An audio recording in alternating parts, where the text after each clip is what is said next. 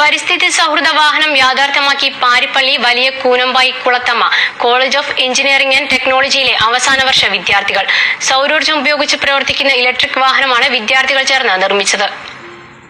സൗരോർജ്ജം ഉപയോഗിച്ച് പ്രവർത്തിക്കുന്ന ഇലക്ട്രിക് വാഹനം യാതൊരു പരിസര മലിനീകരണം ഉണ്ടാക്കില്ലെന്ന് നിർമ്മാതാക്കൾ സാക്ഷ്യപ്പെടുത്തുന്നു.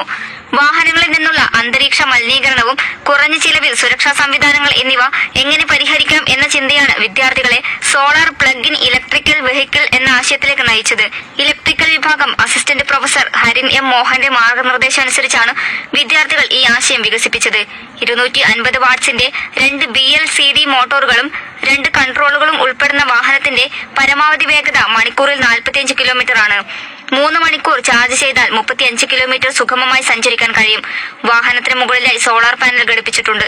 നിരത്തിലിറങ്ങിയ സൗരോർജ്ജം സമാഹരിച്ച് കിലോമീറ്ററുകളോളം വാഹനത്തിന് സഞ്ചരിക്കാനും സാധ്യമാകും. കുറഞ്ഞ ചെലവിൽ സെൻസറുകളുടെ സഹായത്തോടെയുള്ള സുരക്ഷാ സംവിധാനങ്ങളും ഈ വാഹനത്തിൽ ഉൾപ്പെടുത്തിയിട്ടുണ്ട്.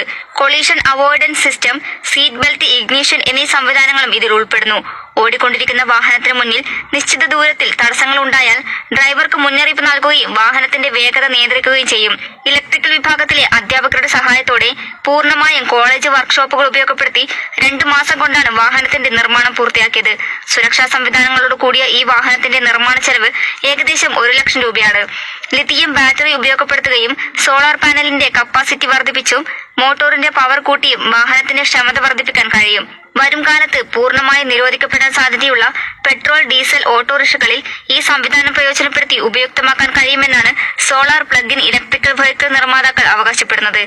അനിൽ ഏണം, മംഗളം ടെലിവിഷൻ, ചാത്തന്നൂർ. ആന്തൂരിൽ പ്രവാസി വ്യവസായി സാജന്റെ ആത്മഹത്യയിൽ പ്രത്യേക അന്വേഷണ സംഘം ഇന്ന്